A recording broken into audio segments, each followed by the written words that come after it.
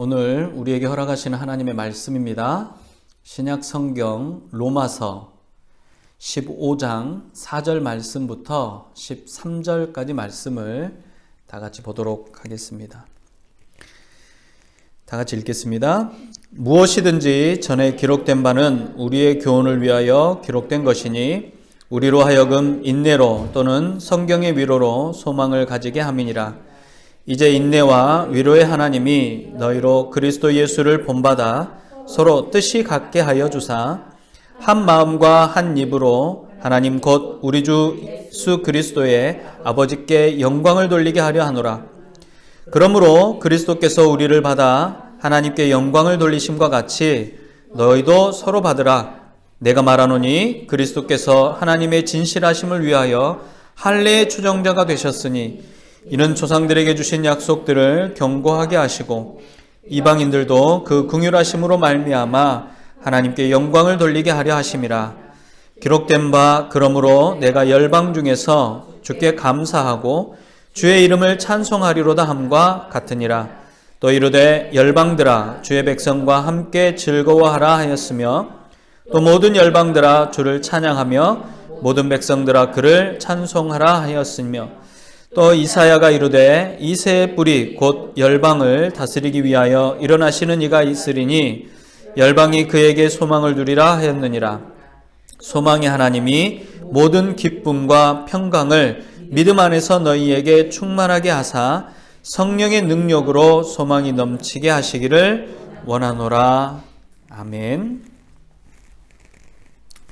성경은 매 순간 그 시대를 살아가는 사람들에게 말씀을 하고 계십니다. 하나님께서 아브라함과 이삭과 야곱에게 말씀하셨고 그 말씀을 믿었던 이들은 하나님의 약속의 실체를 경험하게 되었습니다. 이 모든 교훈들은 하나님의 살아계심과 역사하심을 증거하기에 충분하고 이를 믿는 이들을 통해서 그들의 삶 가운데 실제했던 것입니다.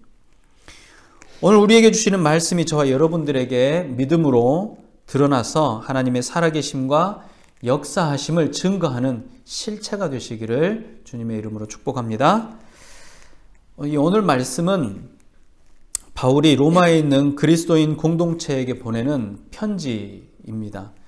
그는 자신을 비롯한 유대인들은 하나님께서 이미 그들 조상들에게 약속하셨던 약속으로 인해서 하나님의 백성이 되어 천국을 소망하고 이스라엘의 자손, 하나님의 선택된 백성임을 밝히고 있습니다. 그리고 약속의 직접적인 당사자인 유대인뿐만 아니라 이방인들에게도 하나님의 자비로우신 사랑이 임하게 되었고 예수 그리스도를 통한 한 소망 안에 머물고 있다라는 것을 말합니다. 사실 이스라엘 백성, 그러니까 아브라함의 자손, 아브라함을 비롯한 이스라엘 백성들은 자신들이 언약의 정당한 수혜자임을 늘 말합니다.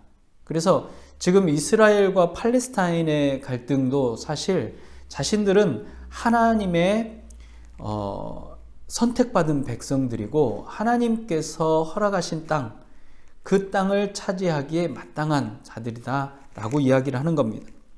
이것을 늘 잊지 않고 살아왔다라는 것이고 수많은 사람들이 아주 수많은 시간들 동안 그것을 기억하고 다시 그들의 삶의 자리에서도 또 그것들을 기억해 왔었습니다. 그리고 그들은 이스라엘이라는 땅으로 돌아가기를 원했고 많은 디아스포라들이 이스라엘에 머물게 되었던 이유도 바로 그것입니다. 이러한 이후의 그 근저에는 자신들이 선택받은 백성이고 그들은 아브라함의 후손이다라는 것이 아주 강력한 이유였습니다. 그런데 사실 우리가 구약 성경뿐만 아니라 신약 성경, 물론 이 하나님의 말씀을 전체를 조금만 들여다보아도 유대인들 속에는 이방인들이 수도 없이 많이 스며들었다라는 사실을 알 수가 있습니다. 그들의 위치나 신분이 구별되지 않을 뿐만 아니라 본래 한 민족이었던 것처럼 너무나도 자연스럽게 그들과 동화되고 하나였습니다. 하나의 민족, 이스라엘을 구성하는 하나의 민족이라고 이야기를 하지만 그 이스라엘 안에는 이미 오래전부터 이방인의 피들이 함께 섞여 왔다라는 것이죠. 유대인과 이방인의 구분은 그 믿음의 대상이 누구인지에 의해서 달라질 뿐이었다라는 겁니다. 그러니까 혈통적으로 그들이 유대인이다, 혈통적으로 유대인이기 때문에 하나님의 선택받은 백성이다 라고 말할 수밖에 없는 것, 그것은 구약에서 절대로 용납할 수 없는 이야기라는 겁니다. 신약에서도 용납되어지지 않는 이야기인 것이죠. 속하였다라고 말하는 뜻이 바로 그것입니다. 하나님의 백성이다, 하나님의 통치를 기뻐하며 하나님의 뜻 가운데 거하는 사람이다, 그 사람이 바로 하나님께 속한 사람이다 라는 겁니다. 하나님께서 선택하신 백성은 바로 하나님께 속한 백성이고, 하나님께 속한 백성은 그가 신앙하는 것이 무엇이냐, 누구이냐, 그의 믿음이 어디에 있느냐에 따라 결정되어지는 것이지 그의 혈통에 의해서 결정되는 것은 아니라는 사실입니다. 이 이야기가 구약 성경의 수많은 곳에서 수없이 반복되어져 왔다라는 것입니다. 뿐만 아니라 신약에서도 여러 예수님의 제자들을 통해서 그것을 증언하게 하셨습니다. 선택받은 민족이 이스라엘뿐만 아니라 하나님의 자비로운 사랑 안에 거하는 이방인들에게까지 하나님의 백성이 됨을 말하고 있다라는 겁니다. 인내와 위로의 하나님께서는 이방인이나 혹은 유대인이나 한 마음과 한 입으로 하나님께 영광 돌리기를 원하십니다. 한 마음과 한 입이 된다라는 것은 사실 같은 말이죠. 마음이 다른데 하나의 소리를 낼 수는 없는 겁니다. 마음이 같아야 하나의 소리를 낼 수 있고, 하나의 소리를 낸다라는 것은 마음이 같다라는 것과 같은 의미를 갖습니다. 이것은 공동체이기 때문입니다. 공동체라는 말은 한 무리가 모여 있다라는 의미를 갖고 있지만, 우리가 말하는 이 공동체는 사실 하나의 공동체를 의미합니다. 믿음이 같은 하나의 공동체를 말합니다. 마음도 하나이며 소리도 하나입니다. 이스라엘 공동체가 하나님의 약속을 소망하고 하나님의 백성으로 한 마음이 돼서 공동체를 유지해 왔습니다. 이제 그리스도 예수 안에 거하는 새로운 공동체가 동일한 하나님의 약속에 소망을 둔 하나님의 백성들의 공동체가 되어진 것입니다. 이것이 구약과 신약의 공동체이고, 이 구약의 공동체가 신약의 공동체가 차이가 있다, 차별되어야 된다는 것이 아니라 같은 공동체였다라는 것입니다. 사실은 그것이 같은 공동체였다라는 사실을 사도 바울은 말하고 있는 겁니다. 이 공동체는 세상의 조직이나 모임이나 또는 어떤 집단과는 분명한 차이가 있습니다. 환경과 여건에 의해서 모여진, 목적에 의해서 모여진 단체들은 사실 공통점이 굉장히 많습니다. 예를 들어서 초등학교 동창 모임이다 라고 하면 모두가 동일한 학교에서 공부하고 졸업을 해야만 합니다. 그 조건이죠. 대개는 비슷한 환경과 비슷한 지역에서 살아왔던 사람들의 모임이라는 겁니다. 그래서 그 모임들은 공통적인 분모들을 굉장히 많이 가지고 있습니다. 나이도 비슷하죠. 또 연령에 따른 환경도 비슷하죠. 사회적 분위기도 비슷하죠. 또 그들을 가르쳤던 선생님이나 그들이 속해 있던 무리들이 비슷하다라는 겁니다. 그래서 동창들을 만나면 정말 아주 오래된 일이지만 현재 일어나는 일처럼, 바로 어제 일어난 일처럼 굉장히 즐겁게 그 일들을 회상하고 나눌 수 있는 것입니다. 그런데 교회 공동체, 믿음의 공동체는 사실 공통점을 찾아서 하나로 묶기에 참으로 불가능한 것이 바로 이 믿음의 공동체라고 할 수가 있습니다. 물론 교회 이 공동체 규모가 크거나 성도 수가 많은 공동체들은 그 공동체 안에 서로의 관심사에 따라서 여러 모임들이 만들어지기도 합니다. 또 같은 취미를 가지고 있는 사람들끼리 함께 모여서 그 취미를 공유하기도 하죠. 그러나 어떤 공동체든지 교회 공동체 안에서 공통점을 찾기는 참으로 어렵습니다. 태어난 고향, 자란 환경들이 많이 다릅니다. 배움의 단계도 각각 다르죠. 삶의 형편이 같은 사람은 거의 없습니다. 취미도 다르고 직업도 다르고 외모나 성격도 다 다릅니다. 하나님께서 주시는 은사가 다 다르다는 이야기죠. 10명이 모이면 10명에게 주신 하나님의 은사가 각각 10개라고 할 정도로 우리는 정말로 다른 사람들입니다. 교회는 이런 사람들이 모이는 곳입니다. 이런 사람들이 모여서 하나의 공동체를 이루고 있는 것이고, 뭐래도 같은 것이 있어야 같은 소리를 낼 수 있는데, 같은 것이 없기 때문에 같은 소리를 낼 수가 없는 공동체, 바로 그것이 교회 공동체라는 겁니다. 그런 교회 공동체가 한 마음과 한 입으로 하나님께 영광을 돌리도록 하는 것, 그것이 바로 하나님의 뜻이라고 오늘 사도 바울은 이야기합니다. 하나님의 뜻은 거기에 있다라는 것이죠. 바울은 교회 공동체 안에 두 부류가 존재한다라고 말합니다. 믿음이 강하거나 혹은 믿음이 약한 사람들이 공동체에 함께 존재한다라고 말합니다. 여러분, 믿음이 강하다라는 것은 어떤 의미를 갖습니까? 믿음이 좋다라는 말일까요? 그렇다면 믿음이 강하고 믿음이 좋다라는 것은 어떤 것을 말합니까? 주일날 한 번도 빠지지 않고 주일 예배를 참석을 하는 것입니까? 물론 그럴 수도 있습니다. 또는 직분을 받아서 어느 누구보다 열정적으로 그 직분들을 감당하는 것입니까? 주일 하루 종일 그 직분을 감당하기 위해서 새벽부터 나와서 몇 번의 예배를 참석을 하고 몇 번의 모임을 참석을 하는 것, 그것들을 잘 감당하는 것이 믿음이 좋은 것일까요? 물론 그럴 수도 있겠죠. 혹은 뜨겁게 기도하고 쉬지 않고 찬송을 부르는 것일까요?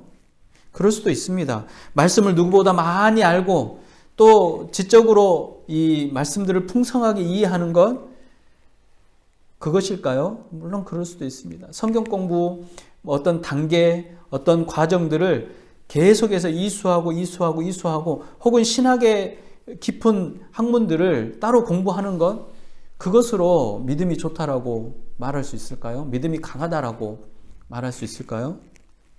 그럴 수 있을지도 모릅니다. 어떤 경우는 자신이 가지고 있는 것을 아낌없이 하나님께 드리는, 헌금하는 것으로 그 믿음을 측정할 수 있을지도 모릅니다. 우리가 직분자를 뽑을 때 흔히 하는 실수들 중에 바로 이런 것이 그런 실수가 아닐까요? 그가 어떤 모임에 얼만큼 참석했고, 그가 어떤 집회에 얼만큼 참석했고, 그가 어떤 헌금의 이력을 가지고 있고, 그가 신앙의 어떤 교육들을 잘 받았는지가 그 사람이 그 공동체를 섬길 수 있는, 섬겨야 하는 조건이 된다는 것이 어쩌면 현대의 교회 공동체가 가지고 있는 믿음이 강하다라는 기준이 아닐까요? 믿음이 있다라고 하는 기준이 아닐까요?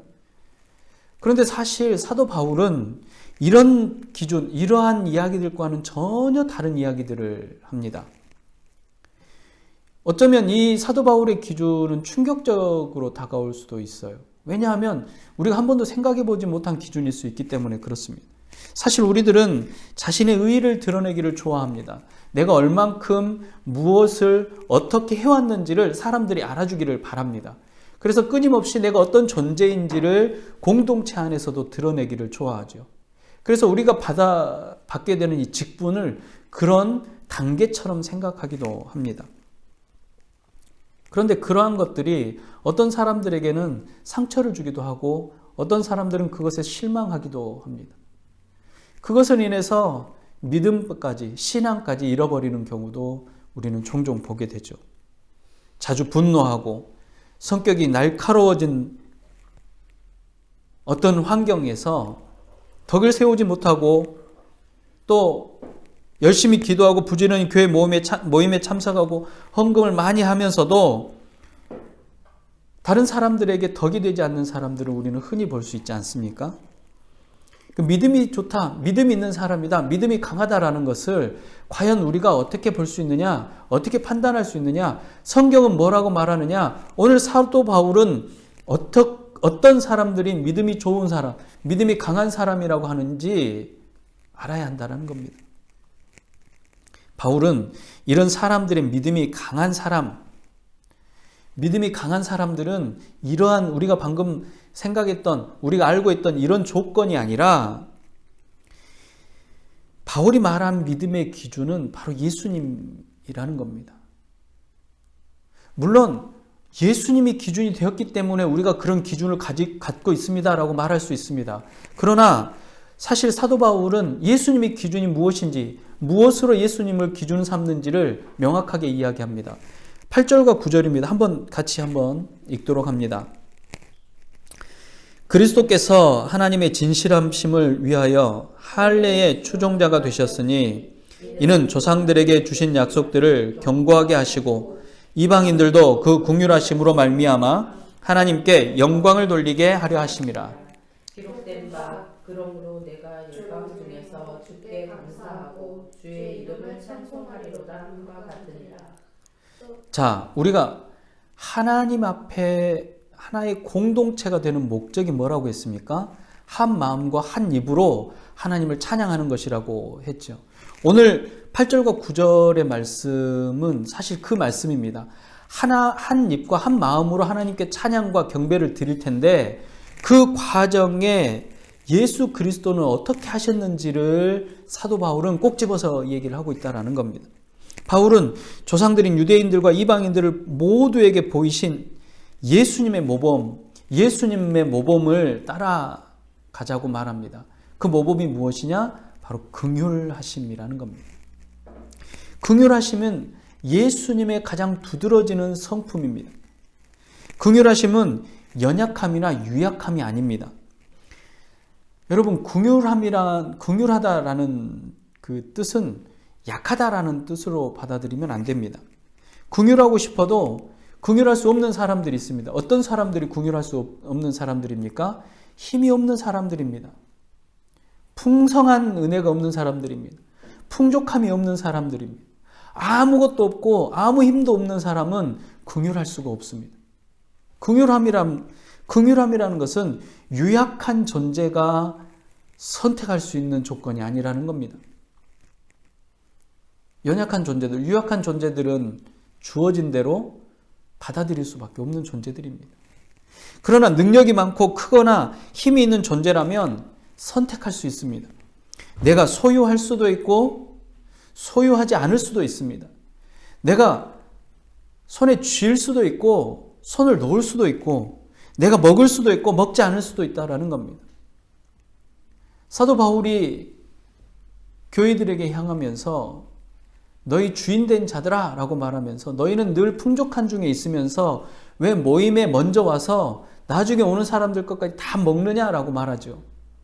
그들은 이미 풍족하기 때문에 그 차려진 음식을 오늘 또 먹을 수 있고 내일 또 먹을 수 있는 풍족한 사람들입니다. 그러나 그것을 선택적으로 먹을 수도 있고 먹지 않을 수도 있는 것은 그들에게 달려있는 겁니다. 그들이 선택할 수 있는 겁니다. 그런데 늦게 오는 사람들, 주인의 시종을 다 들고 저녁 늦게 주인이 잠든 것을 확인하고 주인이 더 이상 필요하지 않는 것을 확인하고서야 그 모임에 올 수 있는 사람들은 선택할 수 있는 사람들이 아니라는 겁니다. 그들에게 주어진 것을 그대로 받아들일 수밖에 없는 사람들이라는 것이죠. 예수님께서는 창조의 주인이십니다. 전능하신 하나님이십니다. 온 우주의 만물을 조성하시고 만드시고 그것들을 운행하시는 분이십니다. 예수님께서는 피조물인 인간이 되시거나 유대인이 되셔야 할 이유가 없는 분입니다. 그런 분이 하나님의 뜻과 구원의 약속을 이루시기 위해서 연약한 인간이 되시기로 선택하셨다라는 겁니다. 예수님의 선택은 약속을 기억하고 소망하는 모든 이들의 인내에 대한 위로와 기쁨이라는 겁니다.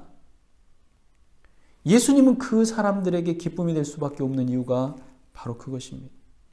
예수님의 긍휼하심으로 약속의 백성들뿐만 아니라 그리스도 안에 있는 모든 이들에게 구원의 소망을 주신 것입니다. 바울은 이 구원의 소망 안에 거하는 모든 이들은 예수님의 삶을 본받는 삶, 예수님의 선택을 본받는 선택을 하는 사람들이 되라고 말합니다. 그것이 바로 하나님께 영광 돌리는 삶이라는 겁니다. 예수님의 긍휼하심을 우리가 어떻게 이해할 수 있습니까? 어떻게 따를 수 있을까요? 바울은 이렇게 말합니다. 7절입니다. 그러므로 그리스도께서 우리를 받아 하나님께 영광을 돌리심과 같이 너희도 서로 받으라. 서로 받으라 라는 말은 예수님께서 우리를 받아들이셨던 것처럼 너희들도 서로 받아들이라는 것입니다. 예수님께서 우리의 모든 연약함을 받아들이시고 스스로 인간이 되셔서 구원의 역사를 이루셨던 것처럼 예수님을 본받아서 서로가 서로를 받아들이라고 말씀합니다. 예수님께서 우리를 받아들이셔서 하나님께 영광을 돌리셨던 것처럼 우리도 서로 받아들여서 하나님의 뜻을 이루어드리고 하나님께 영광을 돌려드리라. 이것이 사도 바울의 말입니다. 바울의 다른 표현도 있습니다. 에베소서 4장 2절과 3절은 이런 말씀이 있습니다. 제가 읽어드립니다. 모든 겸손과 온유로 하고 오래 참음으로 사랑 가운데서 서로 용납하고 평안에 매는 줄로 성령이 하나 되게 하신 것을 힘써 지키라.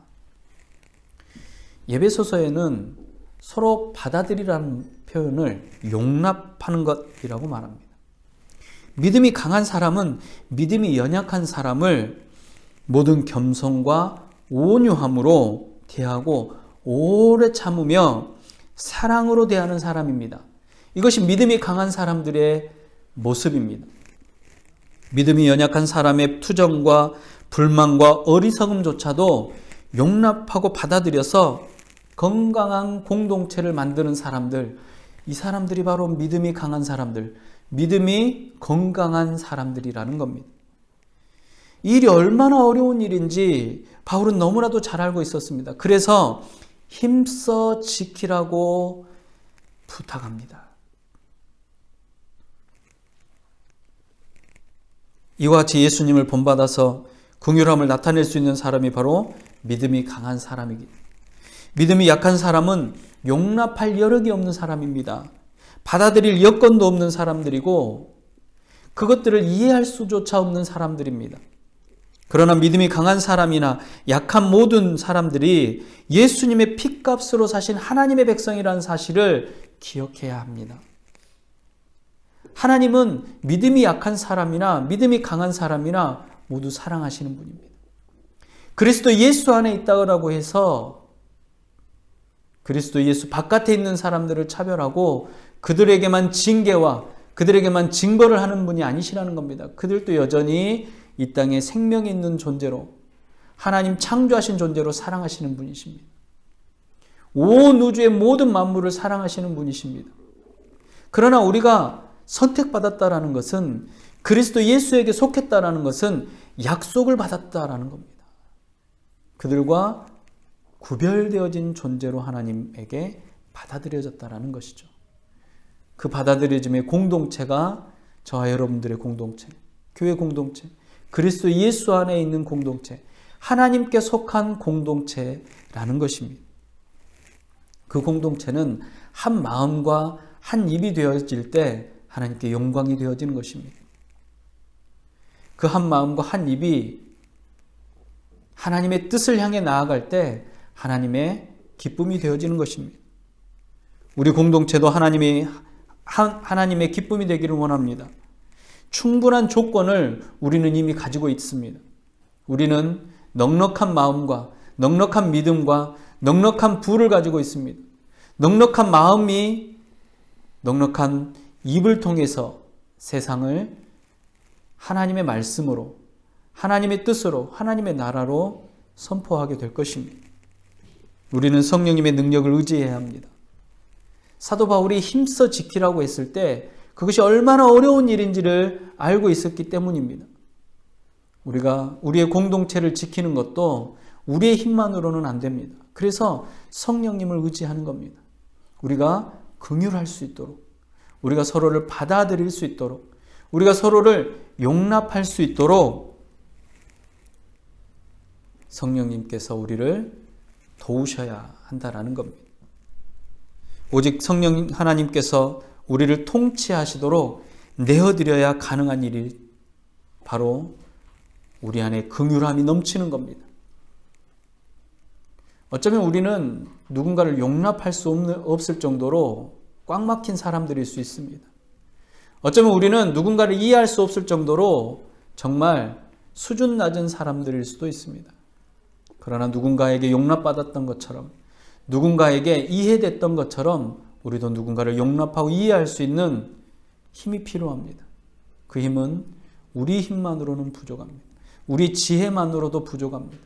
우리 능력으로도 부족합니다. 그래서 그리스도께서 나를 받아주신 것처럼, 그리스도께서 당신을 받아주신 것처럼 강한 자는 긍휼함으로, 약한 자는 감사함으로 서로 받아줄 때 그 공동체는 한 마음이 되고 한 입으로 하나님을 찬양하고 경배하게 될 것입니다.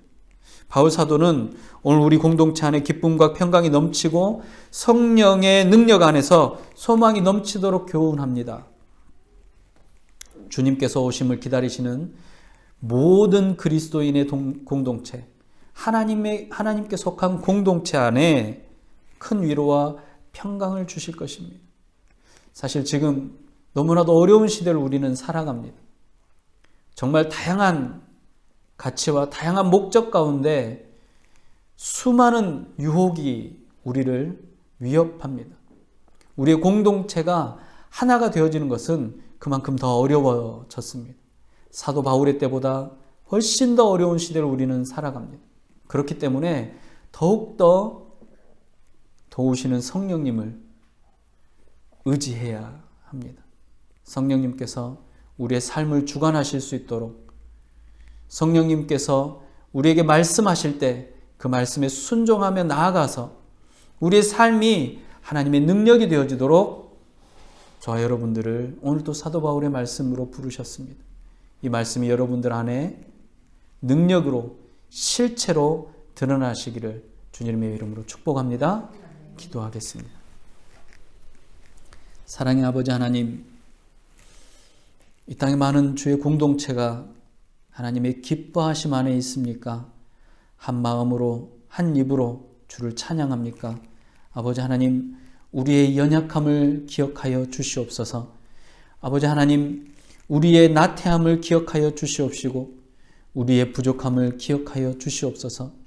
아버지 하나님께서 함께하지 아니하면 우리는 여전히 연약함에 머물 수밖에 없습니다. 믿음이 강한 자가 될 수 있도록 아버지 하나님 허락하여 주시옵소서. 주의 말씀을 더욱더 분별하며 주님 앞에 나아가는 자들이 되게 하여 주시옵시고 주의 말씀을 주야로 묵상하며 하나님의 뜻 가운데 걸어가는 자들이 되게 하시고 공동체를 향하여서 긍휼한 마음으로 섬길 수 있는 자들이 다 될 수 있도록 허락하여 주시옵소서. 아버지 하나님, 정말로 힘겹고 어려운 시대를 살아가는 주의 백성들을 기억해 주시고 주의 백성들의 이웃들도 기억하여 주시옵소서.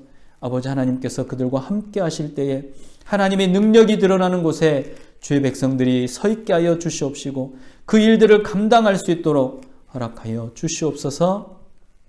또한 아버지 하나님, 자연재해로 인하여서 고통당하는 이들, 또 쿠데타로 인하여서 전쟁으로 인하여서 힘겨워하는 우리의 이웃들이 있습니다. 아버지 하나님, 이들을 아버지 하나님 돌보아 주시옵시고 그들 안에 주의 평강을 허락하여 주시옵시며 다시금 일어설 수 있는 힘과 용기를 주시고 회복되어지는 은혜가 있도록 주님 허락하여 주시옵소서. 오늘도 주님 우리와 동행해 주셔서 감사합니다. 성령님의 능력 안에 늘 함께 할 수 있도록 거할 수 있도록 허락하여 주시옵소서. 주와 동행하는 늘 시간마다 주님을 기뻐하며 찬양하게 하여 주시옵시고 주의 말씀이 실체가 되어 우리 삶에 드러날 수 있도록 인도하여 주시옵소서. 다하신 우리 구주 예수님의 이름으로 감사하며 기도드리옵나이다. 아멘. 기도하겠습니다. 지금은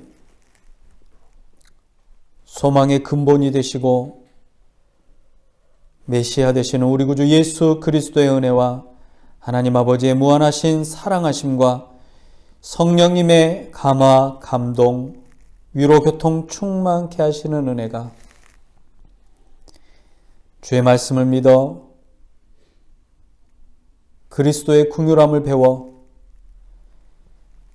공동체의 기쁨이 되기를 원하는 주의 모든 백성들의 머리 위에와 각 가정과 지역과 교회 위에 이제로부터 영원토록 함께 있을지어다. 아멘.